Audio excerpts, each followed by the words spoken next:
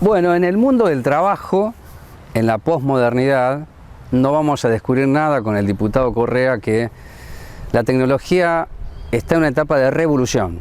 Es la cuarta revolución, se dice, y hay que tener extremo cuidado en entender esta revolución de la manera más franca, frágil y simple, que es la accesibilidad, sin desconocer lo que es el campo laboral. Porque nosotros los argentinos conocemos de flexibilización en nombre de un mejor trabajo. Y si hoy el Zoom o cualquier programa viene a reemplazar la presencialidad, bueno, entonces hay que tener en cuenta qué es la presencialidad en estos tiempos y qué es lo tecnológico, sin perder de vista, insisto, lo que es el sujeto de transformación, que es el trabajo. Bueno, la ley sancionada, que después vamos a ver la reglamentación, ha tenido en Walter Correa, que es diputado nacional, un hombre de Moreno, el sindicato de curtidores, un alto papel protagónico.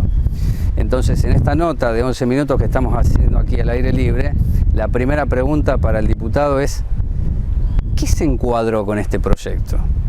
¿Qué es lo que se va a evitar que pase de un fenómeno que venía ocurriendo, que es el teletrabajo?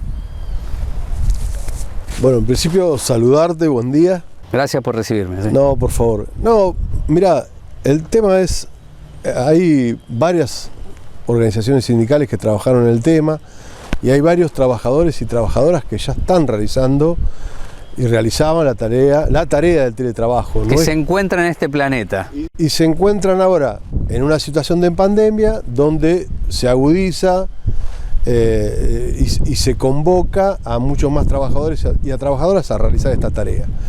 Nosotros ya veníamos trabajando en un proyecto colectivo, por eso es que de 21 proyectos logramos sintetizar y unificar en uno solo. Y lo que se genera acá es que esta cuestión de marco de ilegalidad que se encontraban los trabajadores y las trabajadoras en la tarea del teletrabajo, y algunos con cuestiones reglamentarias, otras con cuestiones estatutarias, lo que logramos es realizar esta ley que nada más y nada menos se incluye dentro de la ley de contrato de trabajo. Es decir, que el convenio colectivo vigente por rubro de actividad no se toca, ¿correcto? En lo absoluto. Ajá. O sea, lo que se genera acá es un piso de derechos donde se crea el artículo 102 bis que contempla la tarea del teletrabajo. Y después, el trabajador bancario tiene todas sus conquistas, todos sus beneficios, sigue siendo un trabajador bancario, pero realiza la tarea del teletrabajo. Ahora, esta presencialidad que se ve obstaculizada por la pandemia, cuando llegue la vacuna, Correa, y tengan que volver a la presencialidad, ¿cómo se garantiza ese paso?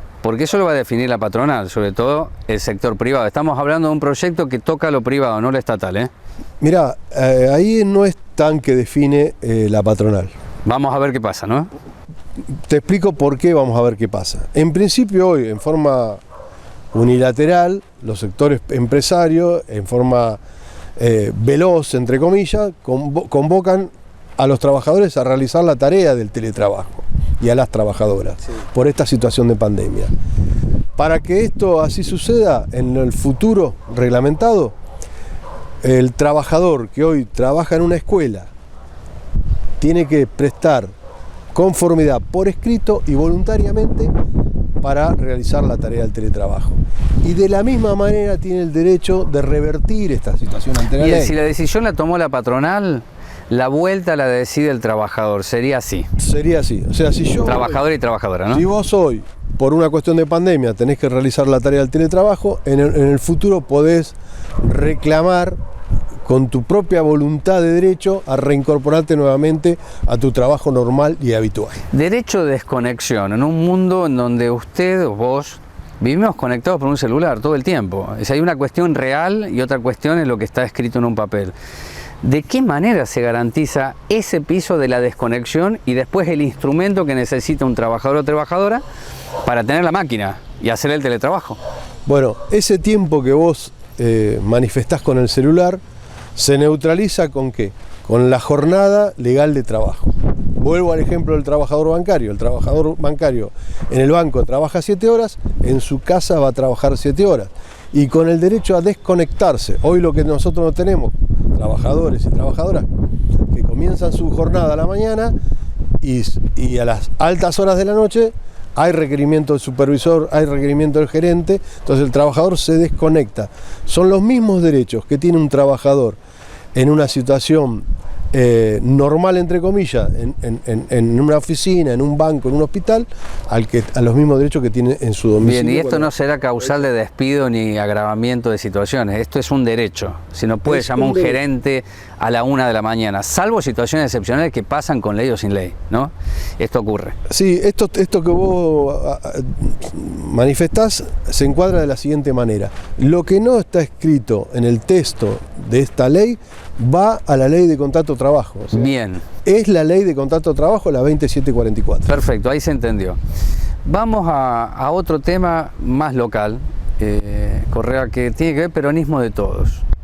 Yo hablando con varios dirigentes que integran esta propuesta que nace en este año, se iba a lanzar, pero la pandemia le puso un freno a la actividad que se iba a hacer en el club, no en el club, en la sociedad española. Yo siento que van corriendo, pero no corriendo velozmente, sino que van corriendo bajo un proyecto, una propuesta que no es disruptiva del gobierno de Mariel Fernández, pero que es independiente del mismo.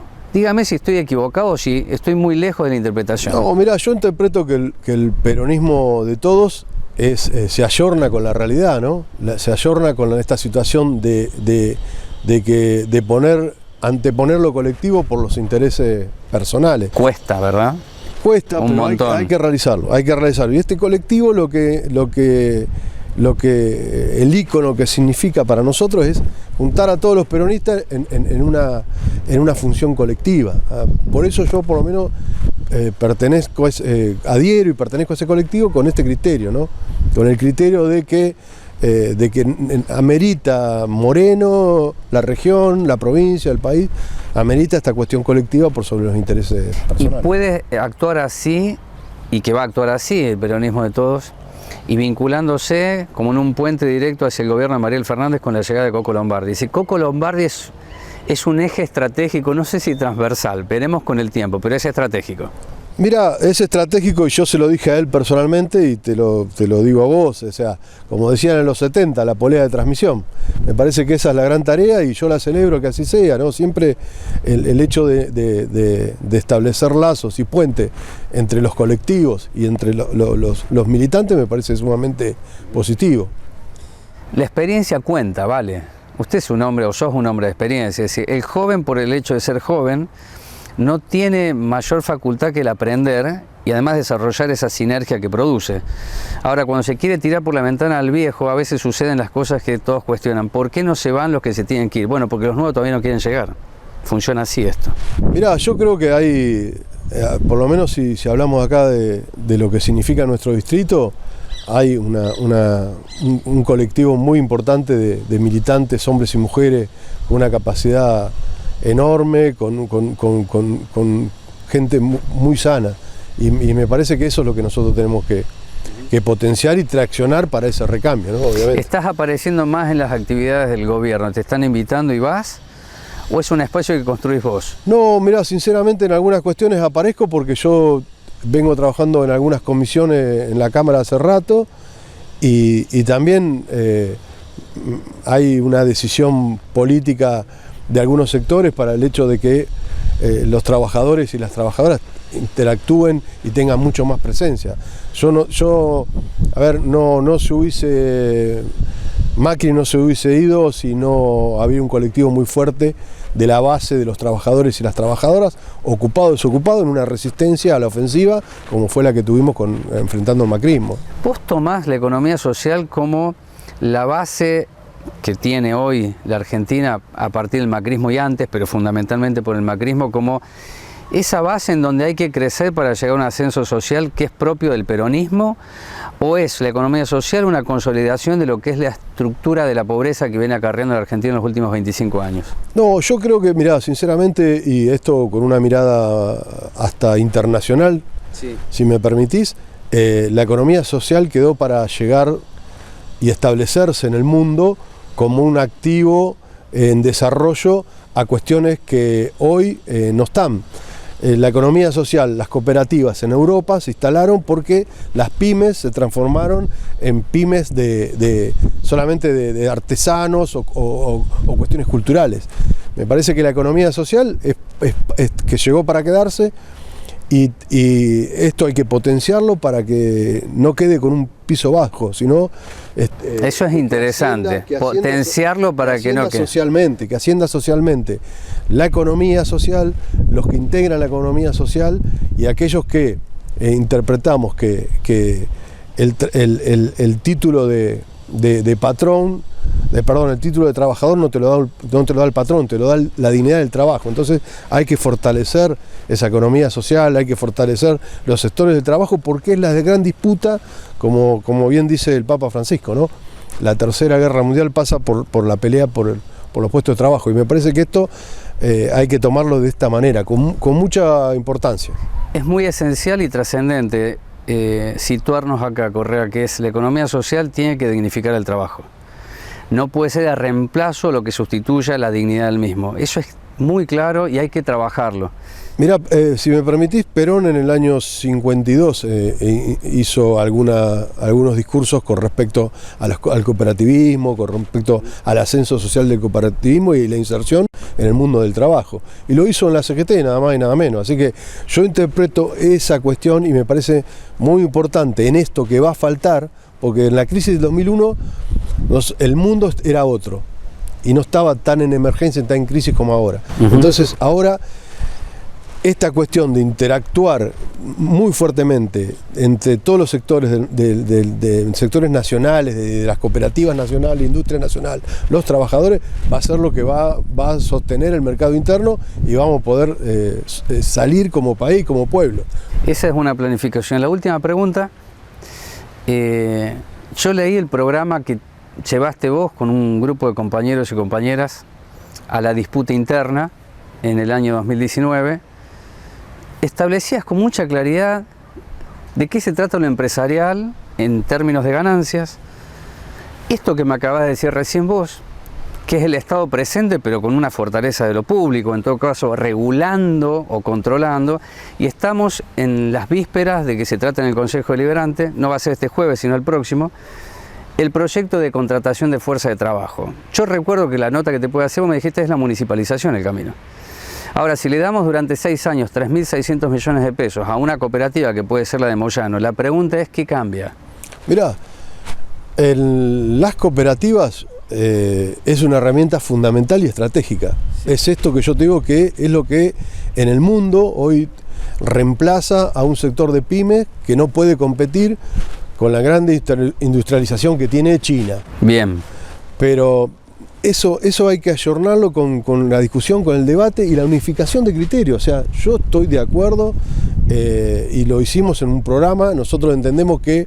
Sí, que queda claro, Correa dijo el trébol se termina, ¿no? Basta. La cuestión dogmática y programática sí. es lo central. Después las personas, hombres y mujeres, somos circunstanciales y transitorios. A ver, la herramienta, la municipalización, con las cooperativas, con las organizaciones libres del pueblo, es fundamental para salir nosotros como pueblo adelante y no perder los recursos o terciarizar los recursos en un empresariado que no tiene sentido, no tiene lógica de sostener o que permanezca. Déjame decirte que creo que estábamos y todavía tenemos la oportunidad que sea municipal. Porque fíjate que el municipio se va a capitalizar con camiones, va a pagar el combustible, no sé qué falta para que sea municipal. Incluso te diría por reconocimiento histórico que se merecen los municipales después de tantos años de estar en el último orejón del tarro. Este es el momento. O en todo caso que se explique por qué no es ahora y tiene que llegar una cooperativa que para mí está hecha a la medida de Moyano. Para mí, que se llama Gestiona, que trabaja en Quilmes, en Avellaneda, perdón. Mira, no conozco el tema de la cooperativa en puntual, pero sí entiendo que son etapas que se están cumpliendo y que yo veo bien que se vayan cumpliendo en la medida que los recursos de nuestro Estado sean optimizados para el bien de nuestro propio pueblo. Bien, esa tendría que ser la explicación entonces, Correa. ¿Qué se optimiza y para qué? Tiene que estar eso, por lo menos, ¿no? Porque el fin de lo privado está escrito. El trébol no más, ni ninguna otra empresa. Es una empresa que puede participar o cooperativas. Bueno, hay que ver cómo. Pero a ver, en esto tenemos que ser claros y concisos. Nosotros, la posición nuestra fue, el Trébol no tiene razón de ser y no se justifica, como un montón de cuestiones más. Pero entendemos también que en este momento, en la gestión, tiene que haber, evidentemente hay pasos transitorios o circunstanciales que se están dando para llegar a ese camino. Me parece que si vamos en esa línea, vamos en el camino correcto. Te hago la última. ¿Quedará el 50% de pobreza en Argentina? Tiene que haber una mesa amplia. Primera pregunta breve, respuesta. Y segundo, ¿cuánto ves vos de sobreactuación de los moderados y cuánto de poca actuación de los que eran sobreactuantes no hace mucho tiempo? Mirá, con respecto a la mesa tiene que ser amplia. O sea, no podemos hacer estas mesas entre el círculo rojo y algunos personas o personajes. Y yo, mirá, la verdad que con respecto a la salida, yo no tengo muchos secretos y misterios y puedo recurrir a los libros y puedo recurrir a la historia. Yo soy peronista, interpreto que la salida posguerra y la salida post pandemia es con un Estado presente como el que tenemos, felizmente, que supimos conseguir con luchas de 4 años de resistencia a la ofensiva, pero también con un Estado que articule, con un Estado que hable de las tierras sin ponerse colorado como la Constitución de 49 y que digamos que tenemos que insertarnos en el mercado alimentario, en el mercado marítimo, esas cuestiones de fondo, un Estado que articule varias cuestiones para salir. Así Perón salió de la posguerra y yo entiendo que Alberto y Cristina pueden salir, nuestro pueblo puede salir con esas políticas con esa magnitud de Estado. Uh-huh.